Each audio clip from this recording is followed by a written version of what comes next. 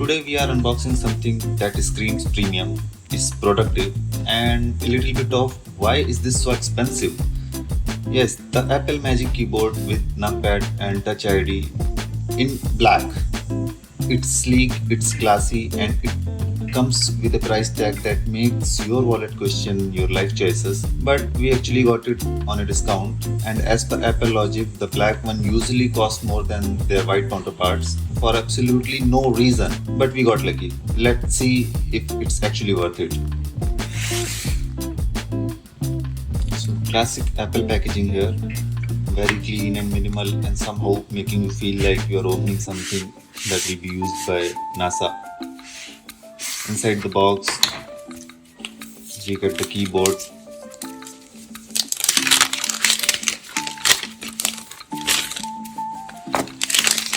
A premium looking black braided USB-C to lightning cable, and the usual paperwork that nobody reads but everyone keeps, just in case one day if you forget how to plug in a keyboard. This is the black variant. The another variant comes with white keys. It has silver aluminum body.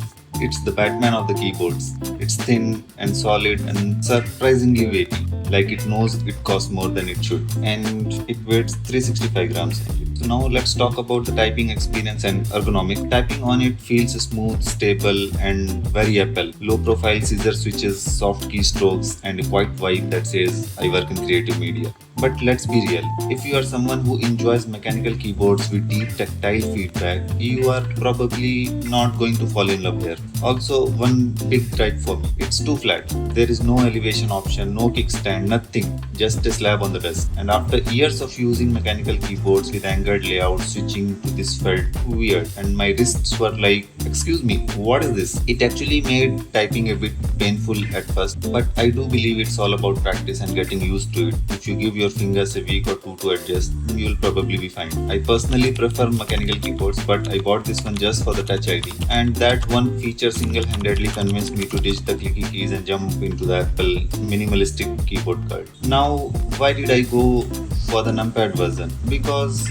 I always like a keyboard with a number pad. It's just convenient, and in today's digital world full of OTP authentication, it makes entering OTPs faster and it just feels right. But yes, it does sacrifice some portability. This keyboard is wider and not something you casually toss in a laptop bag. So if portability is your priority, you might want to rethink. Apple actually sells this keyboard in multiple variants: without numpad, without Touch ID, with numpad, without Touch ID, with numpad, with Touch ID. And this one right here, the boss version, and each version comes in a white keys or more expensive black variant, because apparently dark mode applies to hardware pricing too. And speaking of Touch ID, this is where it shines.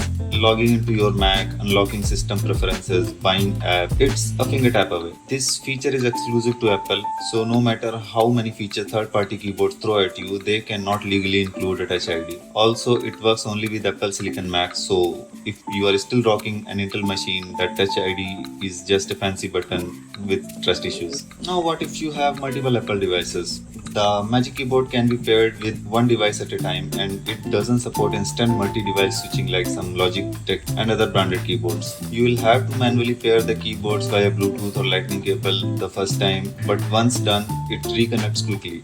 Just don't expect any fancy multi-device toggle button. But if you are in Apple ecosystem, you do get some perks. When you move the Magic Mouse cursor from your Mac to the iPad, the keyboard focus follows the mouse. That means once the pointer is on your iPad, typing on Magic Keyboard will control the iPad automatically. You can move the mouse and type on either device without having to repair the keyboard or mouse. Let's talk about some settings you get in the macOS. So key repeat, delay and speed, modifier key remapping like changing control to command, add remove Touch ID, fingerprints. These are just basic settings. Also, you can use it in wired mode via the lightning cable. It charges while connected and acts like a regular wired keyboard. You get the full suite here: full quadri layout, dedicated numpad, function keys for volume, brightness, playback and more, launchpad and spotlight buttons, and it's all laid out nicely. But just remember, no backlight. Yes, for this price you still have to type in the dark like a caveman. And battery life is insane. you get about a month of usage per charge. It's built-in, rechargeable via Lightning, and the whole keyboard weighs approximately around 365 grams, which is solid, but not exactly featherweight. Now, what about the compatibility with Windows machine? The good news, you can absolutely plug this keyboard into a Windows machine. It will connect via Bluetooth like a charm, or with a lightning cable if you feel retro. Your PC will recognize it as a keyboard, and the standard keys, yep, they work. Just type away like the productivity wizard you are. But what about the fancy little Touch ID button? On Windows, it's just a very expensive decorative key. It doesn't do fingerprint magic here.